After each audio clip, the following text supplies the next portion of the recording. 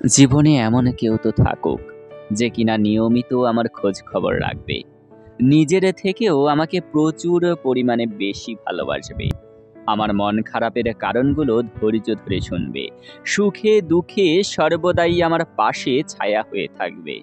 জীবনে অন্তত এমন একজন হলেও থাকুক যে কিনা আমার শরীরের কোথাও ব্যথা পেলে তার শরীরেও সেই ব্যথা অনুভব করবে। আমি কখনোই অভাব অনটনে থাকলে, অর্থ দিয়ে সহযোগিতা না করতে পারলেও অন্তত হাত দুখানা শক্ত করে ধরবে। আমি কখনো অসুস্থ হয়ে পড়লে সে মাথার কাছে এসে বসবে আর বলবে, প্রিয়, আপনি দুর্বল হয়ে পড়বেন না, আমি তো আছি আপনার সাথে। আপনার কখন কি লাগবে সেটা অন্তত মুখ ফুটে না হোক ইশারাতে বলার চেষ্টা করবেন, দেখবেন সাথে সাথে সবকিছু উপস্থিত হয়ে যাবে। জীবনে এমন একজন তো থাকুক যে কিনা ফজরের আজানের পূর্বে নিজে ঘুম থেকে উঠবে এবং আমাকেও ঘুম থেকে জাগ্রত করে তার বুকের সাথে কিছুক্ষণ জড়িয়ে রাখবে। তারপর ফ্রেশ হওয়ার জন্য যা কিছু প্রয়োজন সকল আয়োজন শেষ করে আমার কপালে চুমু খাবে আর বলবে, উঠুন জনাব, নামাজের জন্য তৈরি হতে হবে। এটা বলে বিছানা থেকে টেনে তুলবে। এরপর দুজনে মিলেমিশে একসাথে ফ্রেশ হয়ে আমাকে মসজিদে পাঠিয়ে দেবে আর সে নিজেও জায়নামাজে দাঁড়িয়ে সালাত আদায় করবে।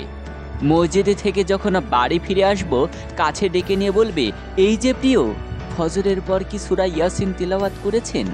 যদি না করে থাকেন তবে আমার রানের উপর মাথা রাখুন, আর আমি তিলাওয়াত করছি, আপনি মনোযোগ সহকারে শ্রবণ করতে থাকুন।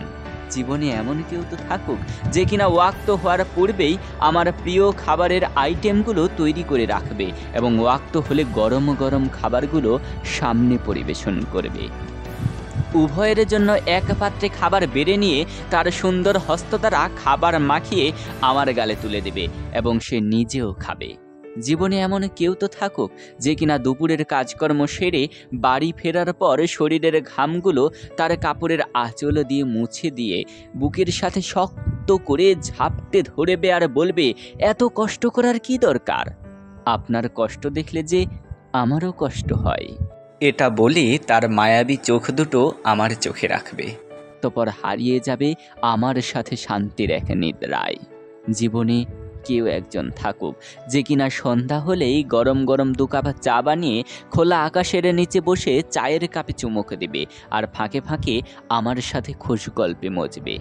জীবনে অন্তত এমন একজন তো থাকুক যে কিনা এশার সালাতের পর খাওয়া দাওয়া সেরে দ্রুত ঘুমানোর ব্যবস্থা করে দেবে এবং মধ্যরাতে উঠে আমার পাশাপাশি জায়নামাজে দাঁড়িয়ে তাহাজ্জুদের সালাত আদায় করবে এবং কিছুক্ষণ জিকির আজগার করে আল্লাহর দরবারে বলবে, আল্লাহ, তুমি আমাকে যে জীবনের সঙ্গী দান করেছো তার সাথে আমি অনেক সুখে আছি।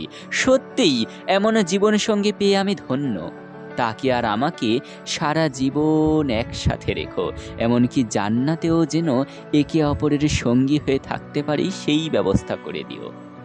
আছো কি এমন কেউ যে এমন করে তার প্রভুর কাছে শুকরিয়া আদায় করবে? তবে তুমি প্রয়োজনে নয়, নিঃস্বার্থভাবেই সারা জীবন আমার প্রিয়জন হয়ে রইবে।